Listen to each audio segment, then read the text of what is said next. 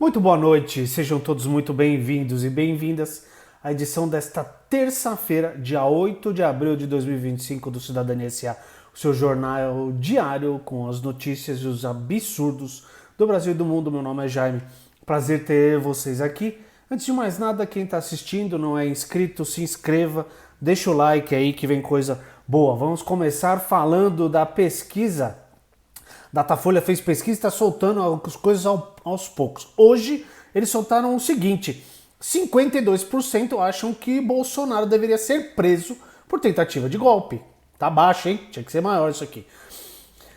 Matéria do Igor Guielon, da Folha Press. Considerando tudo que foi revelado até aqui na trama golpista para manter Jair Bolsonaro do PL no poder, o presidente deveria ir para a cadeia. Essa é a opinião dos 52% dos brasileiros entrevistados pelo Datafolha.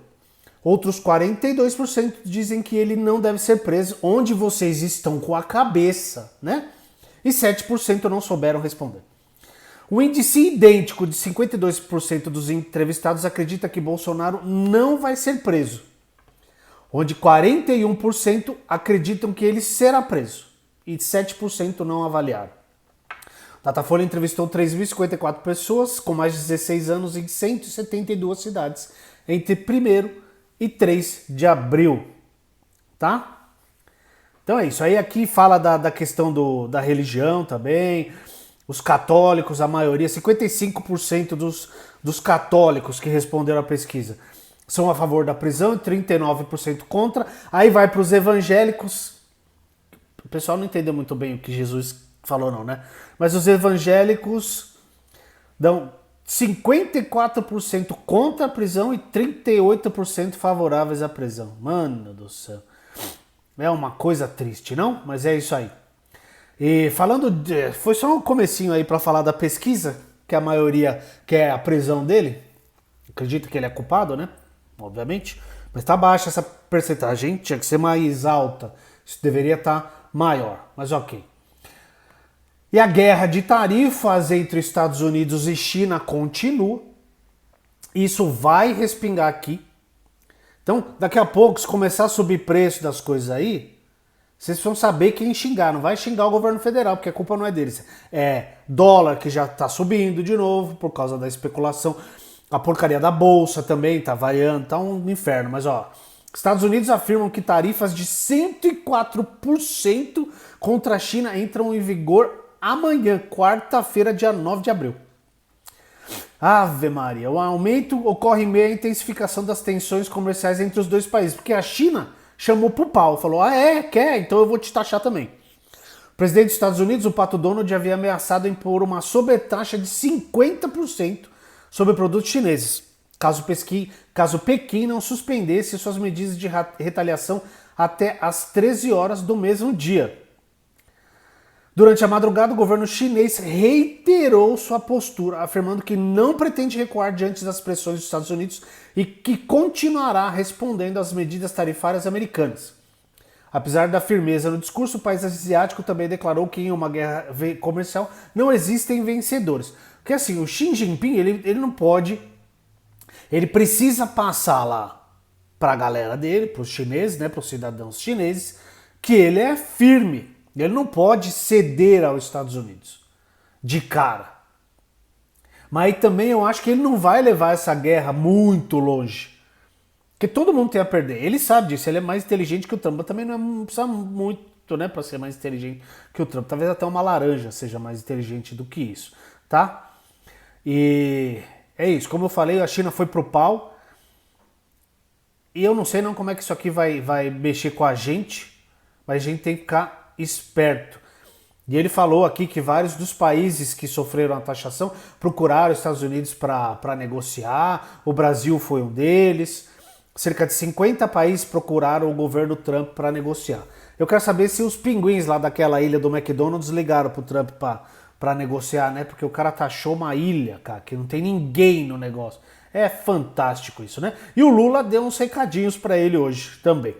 Ele afirmou que o comportamento do Pato Donald nos Estados Unidos não vai dar certo e que ele acha que pode ditar regras para o mundo. Aspas para o nosso presidente. Eu estou vendo o comportamento do presidente Trump nos Estados Unidos. Não sei o que vocês pensam, mas eu acho que não vai dar certo. Não vai dar certo. Ninguém pega um transatlântico daquele carregado, muito carregado, e faz as coisas que estão acontecendo lá, afirmou o presidente. Lula destacou que o livre comércio e a globalização foram defendidos por décadas por países desenvolvidos como os Estados Unidos, que criticavam medidas protecionistas. Claro, né? Aspas para o presidente. E de repente o mundo tem um cavalo de pau em que um cidadão sozinho acha que ele é capaz de ditar regras para tudo que vai acontecer no mundo. O presidente disse que não se pode brincar com as relações comerciais e que a coisa mais importante é o multilateralismo. Lula afirmou ainda que, diante das ações de Trump, o Brasil deve manter o equilíbrio. Lula disse também que um país como o Brasil não pode ser governado com mentiras e bravatas. Tá? Muito bem. E ontem eu falei que ia ter um evento começando em São Paulo, né, que teve a abertura na PUC ontem e continua hoje no Sesc Pompeia. E o Haddad deu algumas declarações muito boas na abertura ontem, que eu vou trazer aqui matéria do Brasil de fato. Tá? Haddad critica conservadorismo do Congresso e defende tributação dos super ricos em um evento internacional em São Paulo. Não. Ele também alertou para o avanço da extrema-direita no mundo e cobrou da esquerda internacional mais ousadia e ambição para propor transformações estruturais. O Haddad focou no projeto de isenção para quem recebe até 5 mil reais, né? Que ele está falando, o presidente Lula também está falando, e tem que bater mesmo. Segundo ele, a proposta enviada pelo governo beneficia diretamente cerca de 10 milhões de brasileiros com isenção total, além de outros 5 milhões com redução da alíquota. Todos financiados pela cobrança de imposto mínimo sobre 141 mil pessoas com rendas anuais acima de 1 milhão. Tá? Tem gente que recebe no ano mais de 1 milhão, tem gente que recebe no mês mais de 1 milhão. Então, essas pessoas vão pagar mais impostos para que o pessoal que recebe até 5 mil reais não pague nada. E quem receba de 5 a 7 tenha isenção. Tem a escadinha de isenção, 25, 50, 75% de isenção. Tá? Então você aí que está assistindo, que ganha os seus 4 mil e poucos reais, você não tem que defender os super ricos, filho. Você tem que ser a favor disso aqui e cobrar as pessoas em quem você votou. Os deputados, senadores, todo mundo que você votou. Fazer pressão. Era para isso que as pessoas deveriam estar indo para a rua. Para lutar para que isso aqui seja aprovado, que isso aqui é benéfico para as pessoas, para grande parte da população brasileira. Aspas para o Haddad. A cada brasileiro super rico conseguimos beneficiar 100 trabalhadores. 2/3 com isenção e 1/3 com redução. Estamos entre as 10 maiores economias do mundo, mas também entre as 10 mais desiguais. Esse é o paradoxo de muitas economias. Mundo afora, não é uma especificidade do Brasil. Há muitos países com altíssima desigualdade de renda que podem usar o exemplo que está sendo dado pelo Brasil, afirmou o ministro. Ele reconheceu que a proposta é considerada pouco ambiciosa por setores progressistas, mas ele explicou que os limites decorrem da composição conservadora do Congresso Nacional. Aspas para ele, essa explicação é muito importante, tá? Somos um governo progressista de frente ampla, porque a direita democrática faz parte do nosso governo, mas que tem um Congresso bastante conservador, disse o ministro. No entanto, ele garantiu que consegue navegar nesse território. Então, assim, o pessoal que gosta de criticar o Lula e o Haddad, que não consegue, como que ele vai aprovar as coisas com esse Congresso retrógrado que a gente tem? E com essa porcaria dessa frente ampla que ele teve que fazer para conseguir ser eleito e não deixar aquela desgraça que estava antes continuar. Entendeu? Então, assim, é lógico que ele não consegue fazer muita coisa, porque não é ele que decide. Tem que passar pelo Congresso, tem que passar pelo Senado, tem que passar por uma porrada de gente. Então você aí, que é progressista, que é de esquerda, que reclama do Lula, presta atenção em quem você vai votar para senador, para deputado. Muito importante, isso é muito importante. A eleição para o Senado no ano que vem é importantíssima. E essa fala do Haddad deixa isso muito claro. Ele falou também numa proposta de fundo global para combater a fome e a crise climática. Isso seria financiado por uma taxação anual de 2%. 2% sobre o patrimônio das famílias mais ricas do planeta. Aspas para o ministro. São 3 mil famílias que caberiam todas em um condomínio de São Paulo, com uma riqueza estimada em 15 trilhões de dólares. Presta atenção. 3 mil famílias com uma riqueza de 15 trilhões de dólares. Tá? Pensa aí quanto dinheiro é isso. A proposta arrecadaria 300 milhões de dólares por ano, um valor modesto, mas significativo, capaz de endereçar o desafio do endividamento, especialmente no continente africano, e uma aceleração da transição energética. Segundo ele, a proposta foi bem recebida pelos países do G20 e incluída por unanimidade no comunicado oficial do grupo. O Brasil tem conseguido sinalizar propostas que mobilizam mentes e corações no sentido correto da busca por um mundo melhor, disse o ministro. Haddad também ressaltou avanços da atual gestão nas áreas da justiça social e sustentabilidade. Citou a redução da fome no país, de 33 milhões para 8 milhões de pessoas, e os programas sociais de transferência de renda. Também destacou a matriz energética brasileira, com 50% de energia limpa e 90% de eletricidade renovável. Entendemos que vamos tirar o Brasil do mapa da fome até o final deste mandato do presidente Lula, completou o ministro. A extrema-direita é um obstáculo global. É muito triste ver isso, né? Porque a extrema-direita mostra a falta de empatia e de preocupação com as outras pessoas que habitam o planeta junto com a gente, né? Eu não consigo entender, porque assim, a extrema-direita, eles não têm programa nenhum. O programa da extrema-direita e da direita é lutar contra a esquerda. A esquerda, o campo progressista, quer acabar com a desigualdade, ter uma distribuição melhor de renda, direito das mulheres, da comunidade LGBT, dos negros, de todas as minorias. Enquanto a direita, o programa deles é o quê? Combater a esquerda. É só isso. Eles não têm nada, eles não propõem nada. Você aí que vem aqui assistir, que é da extrema direita, põe a mão na consciência e pensa aí. Eu vi uma mulher naquele treco que teve na Paulista domingo, ela falando assim, não, a gente tá vivendo uma ditadura. Eu sei que essa anta sabe o que é uma ditadura? Porque assim, que ditadura é essa? Onde as pessoas podem se manifestar desse jeito.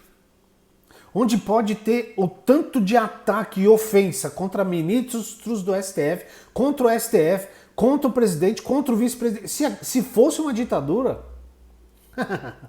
Aquilo que aconteceu domingo não teria acontecido. E se tivesse acontecido, todo mundo teria sido preso. Porque era assim que acontecia na ditadura militar. E é assim que acontece em ditaduras. Então, não existe ditadura no Brasil. Tem que ser muito estúpido para acreditar que a gente está numa ditadura. Tá bom? Mas vamos lá. Aspas aqui pro Haddad. A Europa, os Estados Unidos, a América do Sul têm sofrido com a progressão de forças reacionárias que chegam ao poder e comprometem possibilidades de reformas, no sentido de buscar um equilíbrio econômico, geopolítico e buscar por justiça social, defendeu ele. Para enfrentar o desafio da extrema-direita, vamos ter que ir além do que rezaria um bom senso. É isso.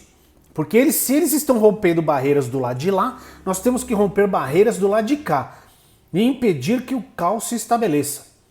Nós temos que recuperar a velha tradição de que os maiores intelectuais eram progressistas. Os ativistas políticos que enfrentavam os desafios eram os intelectuais progressistas, mesmo porque não existe intelectual de extrema direita. Não existe intelectual de extrema direita. Os caras eles não têm. Não existe, porque eles não estudam. Eles são baseados em mentira. É só ver o vídeo que o tal do Nicolas Ferreira postou no fim de semana. Me faltam adjetivos para aquela criatura. Ele comparou a Rosa Parks com a mulher do batom lá. E falou um monte de mentira. Eu trouxe no vídeo de ontem. Mas eu acho que eu vou fazer um vídeo ainda. Só com todas as mentiras que ele falou lá. Cara, então assim, parabéns para Haddad. E ele disse também, cobrou que a população tem que ir cobrar os parlamentares para que aprovem esse negócio da isenção do IR para quem ganha até 5 mil reais. Ele disse aqui, ó. No Brasil, todo mundo que ganha mais de 2 salários mínimos paga imposto de renda que é retido na fonte. Nós mandamos um projeto para o Congresso para quem ganha de até 5 mil, para quem ganha até 5 mil, deixe de pagar imposto de renda. Quem ganha de 5 a 7 vai pagar menos imposto de renda. É importante falar com o deputado e o senador que você elegeu para que o novo projeto do imposto de renda seja aprovado. Tá? A compensação que a gente desenhou é que quem ganha mais de 1 milhão e 200 por ano vai pagar 10% de imposto de renda. Temos 141 mil brasileiros que ganham mais que isso e não pagam imposto de renda. É o pagamento dessa turma que vai beneficiar 10 milhões de brasileiros que ganham até 5 mil e 5 milhões que ganham até 7 mil. Cobrando um mínimo de 141 mil do imposto de renda, vamos favorecer 15 milhões de pessoas. E é aquela história, pessoal. Quem ganha 1 milhão e 200 vai pagar 10% de imposto de renda, então dá 120 mil reais. Não vai mudar a vida dessa pessoa em nada. Vai continuar comendo lá o seu caviar, o seu foie gras, vai continuar tendo carro foda, vai continuar viajando para não sei aonde. A vida do cara vai mudar nada. Nada. Agora, as pessoas que vão ter isenção do imposto de renda até 5 mil vão ganhar um 14º salário. Vão ser 5 mil reais, alguns mil reais a mais todo ano que vão fazer uma diferença absurda na vida de vocês aí. Então, precisa brigar por isso. Precisa ir para as ruas por isso, tá bom? Vamos lá. PGR denuncia ministro das Comunicações por corrupção passiva. Olha essa aqui, ó. A PGR denunciou ao STF o ministro das Comunicações, Juscelino Filho, do União Brasil, por corrupção passiva, entre outros crimes. É a primeira acusação criminal feita pelo Procurador-Geral da República contra o ministro do atual governo. Esta matéria é da queridíssima Juliana Dalpiva lá no ICL, tá? É furo dela. Então, vão lá ler a matéria. Os fatos denunciados pela PGR são anteriores à nomeação de Juscelino para o posto de ministro das Comunicações. A denúncia foi revelada, na verdade, pelo jornalista Aguirre Talento do portal UOL. O caso trata de um suposto desvio de emendas e o relator no STF é o ministro Flávio Dino.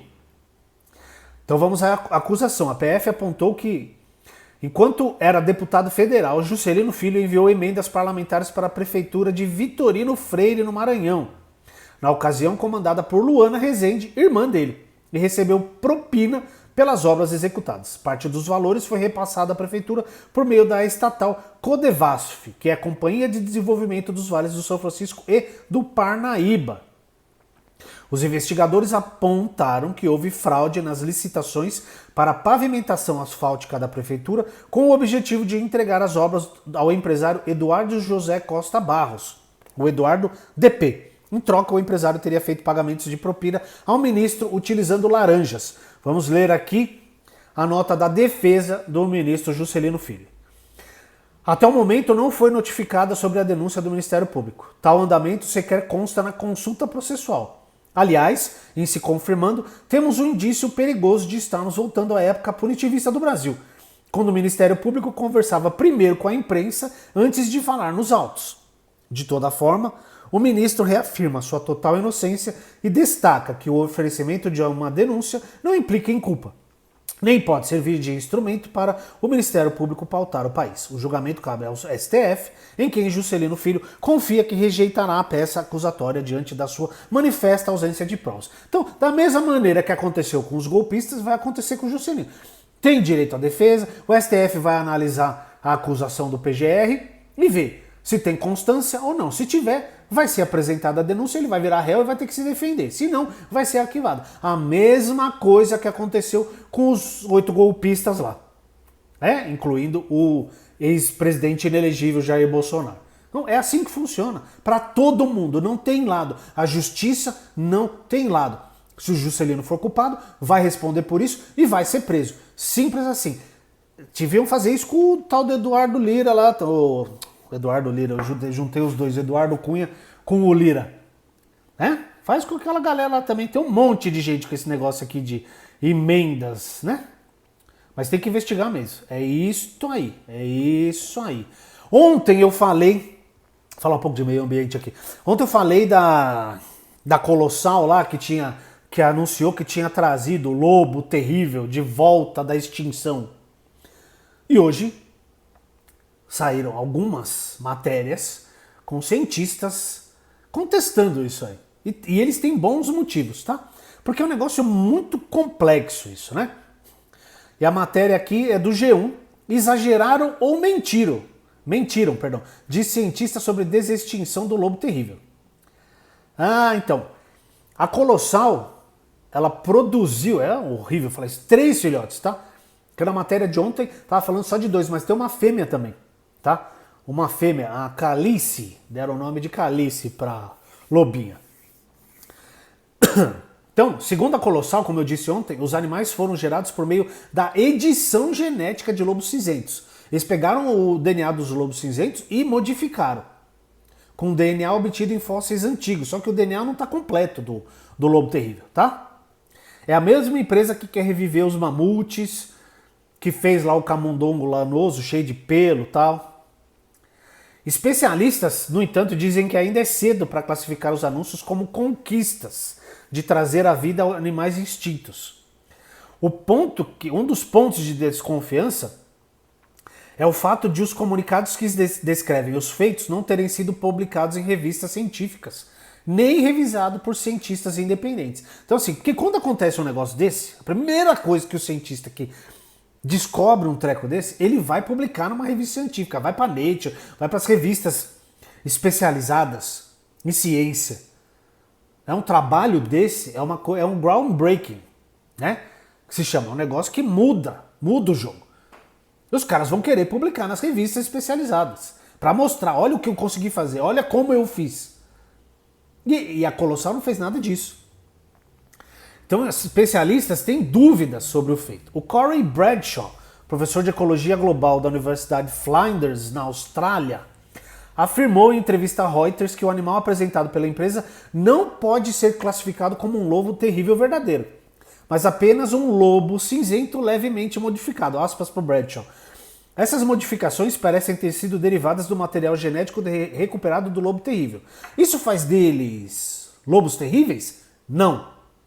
Faz deles lobos cinzentos ligeiramente modificados? Sim, disse o Bradshaw. Muito bem. Exagero ou mentira descarada? Para o Bradshaw, alegações como as feitas pela Colossal exigem provas robustas, aspas para ele de novo. Quando se fazem grandes afirmações e não se fornecem evidências associadas, especialmente em algo tão controverso, isso é uma bandeira vermelha gigantesca. Na melhor das hipóteses, exageraram. Na pior, estão mentindo descaradamente, disse o Bradshaw. Ele também lembrou que a degradação natural do DNA em fósseis impossibilita atualmente reconstruir completamente o genoma de animais extintos há milhares de anos. Tá? Ele chama, um outro aqui chamou de animal híbrido, que faz mais sentido. Em entrevista à BBC News, o paleogeneticista Nick Rawlins, da Universidade de Otago, na Nova Zelândia, classifica os animais como um híbrido entre as duas espécies de lobo. O pesquisador lembra que o lobo terrível divergiu do lobo cinzento entre 2,5 milhões a 6 milhões de anos atrás. O lobo terrível está em um gênero completamente diferente dos lobos cinzentos, disse ele. De cerca de 19 mil genes, eles, a Colossal Biosciences, determinaram que 20 mudanças em 14 genes deram a eles um lobo terrível, critica o cientista. Pois é. Então, não tá tudo bonitinho, não. E outra, tem várias questões sobre isso, né? Você traz de volta uma espécie extinta.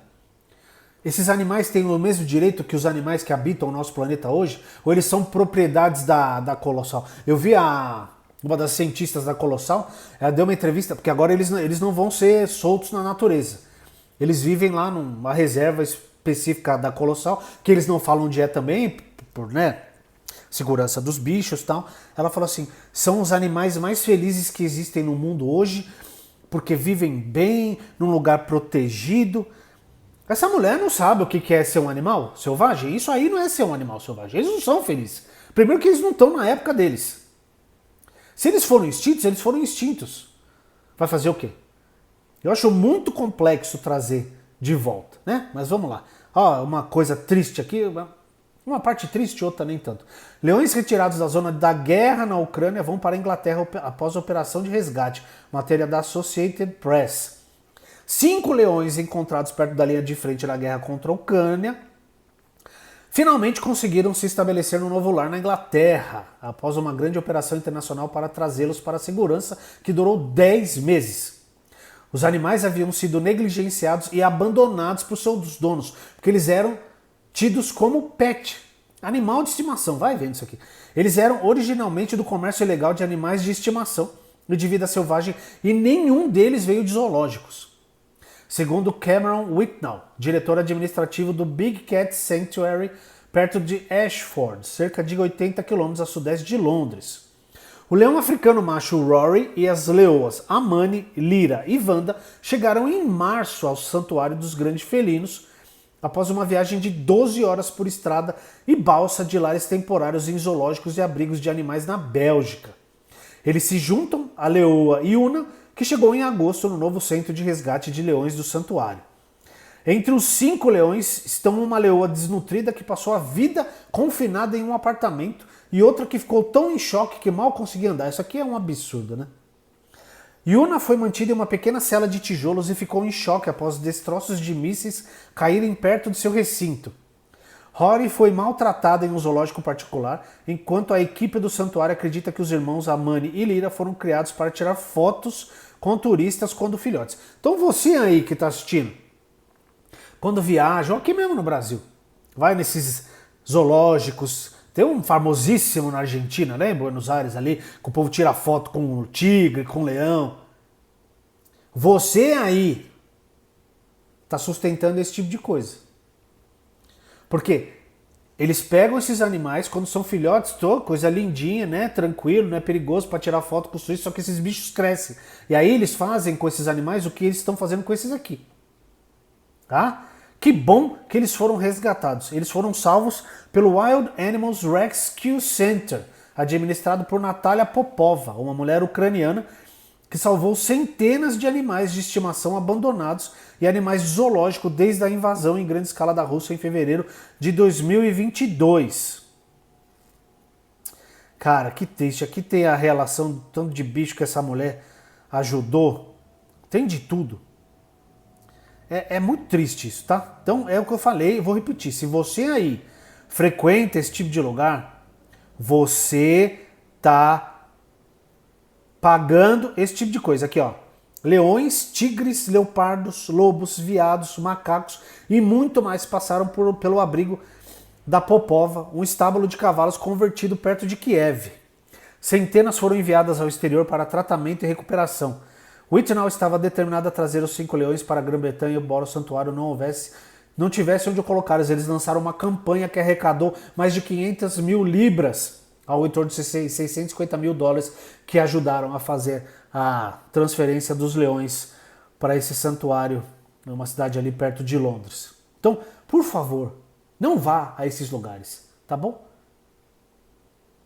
Não banque esse tipo de turismo, esse tipo de exploração dos animais, tá bom? Eu falei que eu ia falar um pouquinho sobre as coisas que estão acontecendo em Belém, né? Que vai ser a sede da COP. O que o governador de Belém, o governador do Pará, tá fazendo? Árvores fake são a nova invenção da antiecológica do governo do Pará para receber a COP 30. Cara, é um absurdo. É um trecho do novo Parque Linear da Doca, construído em Belém, como as das melhorias planejadas para a COP 30.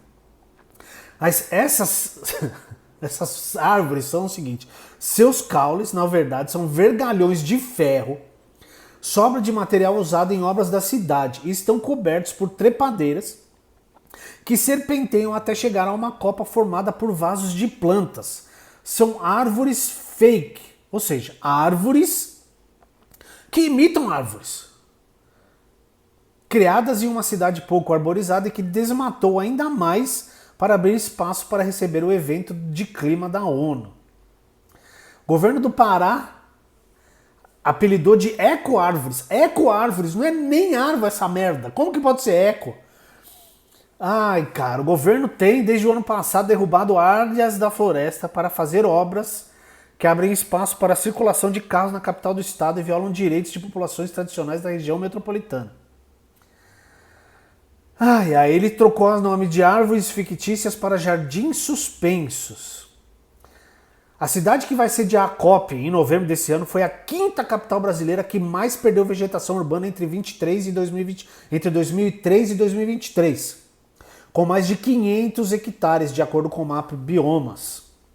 Isso é muito, hein? Isso é muito.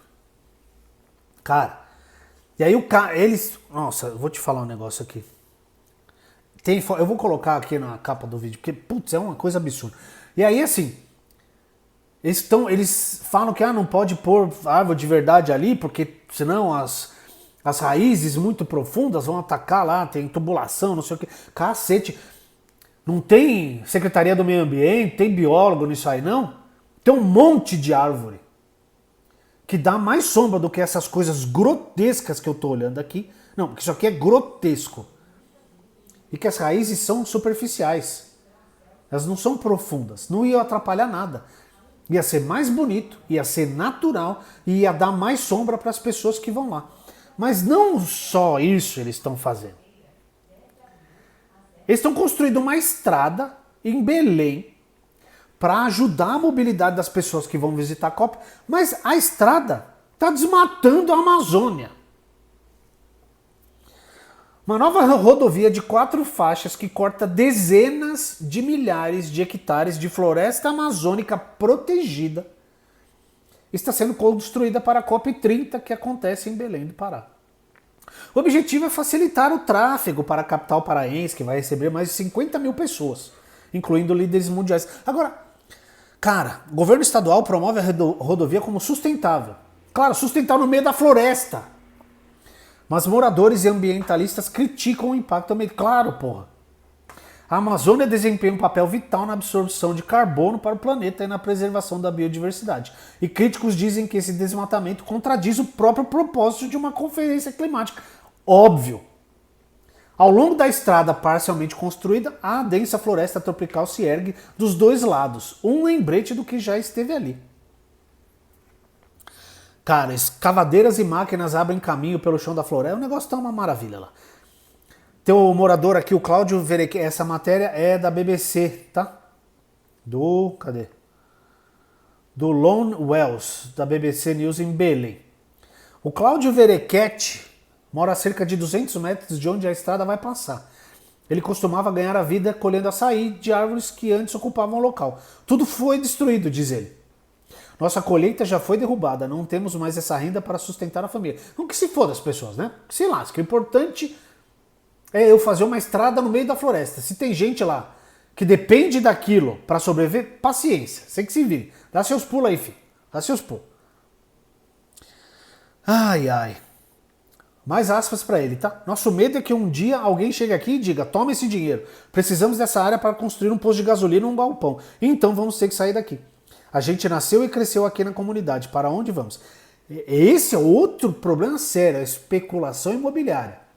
Você abre uma estrada, a estrada não vem sozinha, certo? Daqui a pouco vai ter que enfiar um posto de gasolina ali, aí vai ter gente que vai querer pegar a área ali, porque não é de ninguém, é do Estado, né? Especulação imobiliária, vai construir prédio, vai construir o escambau A4, né? É isso que vai acontecer ali. Então, assim... é um ultraje à cidade que vai sediar a COP30, um evento para discutir propostas para evitar ou para diminuir a mudança climática, né? O que o mundo está passando, o que o Brasil está sofrendo, o mundo está sofrendo. Aí o governador do Pará, o Barbalho, nosso querido Barbalho, que a gente já falou aqui bastante, causa do rolo lá da educação que ele estava tirando dos povos originários. Começo do canal. Vamos procurar lá os vídeos que tem. Que os povos originários vão ficar quase um mês acampados lá na Secretaria de Educação para serem ouvidos por esse governador. Aí ele vai lá e desmata uma parte da floresta para fazer uma estrada. E coloca na cidade árvores fake. Imagina você, é um líder, um cientista, um líder mundial, um cientista, que você vem para cá, você vai lá para Belém, para COP, chega lá e fala, pô, legal, o que? Não, isso aqui é uma árvore. Nossa, artificial, porra, vocês não conseguiram plantar uma de verdade? Aí vai chegar lá o secretário do meio ambiente e falar, não, mas não dava, por causa da raiz. O cara vai dar umas centenas de opções melhores. Então é uma piada, é uma vergonha para o Brasil, isso aqui é uma vergonha, tá? Para o nosso querido país. E ao mesmo tempo, vou contar a última aqui, porque essa história é muito bonita. Um cara, sozinho, criou uma floresta linear no meio da cidade de São Paulo. A floresta que brotou no meio do entulho em São Paulo com plantio de 41 mil mudas. Uma área na zona leste de São Paulo. Tá? O Parque Linear Ticoatira virou um refúgio de lazer e atividade física para os moradores do local, que fica na Vila São Geraldo, na divisa entre os bairros da Penha e do Cangaíba. Esse projeto começou com a iniciativa de uma pessoa, o Hélio da Silva. Parabéns, tem a carinha dele aqui, vou botar na página, na capa do vídeo. Aos 73 anos hoje ele é mais conhecido como plantador de árvores, graças ao trabalho que tomou para si nos últimos 22 anos. Nesse período, nesse recorte de 22 anos, ele plantou mais de 41 mil mudas, todas devidamente registradas em fichários e cadernos, e motivou a criação desse parque linear na capital paulista. É a história desse cara. Isso aqui é uma matéria do G1, no meio ambiente do G1, vou colocar aqui o link na descrição do vídeo, porque essa matéria vale muito a pena ser lida. Às vezes a gente fica esperando, cobrando, tem coisas que a gente mesmo pode fazer. E o Hélio é uma prova disso. Aqui na matéria fala que ele plantou, que ele passava pelo parque, o parque estava destruído, só lixo, e gente usando o parque para droga e para outras coisas. Aí ele começou a plantar, aí o pessoal destruiu, aí ele pegou, comprou mais, foram 200 mudas no começo, o pessoal destruiu todas, ele foi lá, pegou 400 e plantou, o pessoal destruiu de novo. E ele foi indo, até que as pessoas pararam de destruir e o negócio começou a crescer. E ele teve ajuda também do secretário do Meio Ambiente do governo do Serra e do Kassab entre 2005 e 2012. O Eduardo Jorge, que abraçou o projeto e ele continua plantando até hoje. Tá? O Ticoatira é uma faixa verde de 3 quilômetros de extensão e 192 mil metros quadrados de área que margeia um córrego de mesmo nome. Começa nas imediações da Marginal Tietê e segue até a Avenida São Miguel. Isso é muito legal, é muito bonito aqui, tem a foto do parque, vou colocar aí. Cara, parabéns pro Hélio, é por pessoas assim que a gente precisa no mundo. Porque se a gente não fizer nada também, ninguém faz, não é mesmo? Mude, vamos mudar o sistema, né? Muito bem, tinha mais coisa para falar, mas eu vou deixar para amanhã, que já tá comprido demais o vídeo, tá bom? Muito obrigado por quem assistiu. Não esqueçam de deixar o like. Se você não é inscrito, se inscreva no canal, tá bom? Essa foi a edição desta terça-feira, dia 8 de abril de 2025. O Cidadania SA, um ótimo fim de terça, uma ótima quarta-feira para todos vocês. Nos vemos amanhã, às 8 da noite. Um abraço e até lá.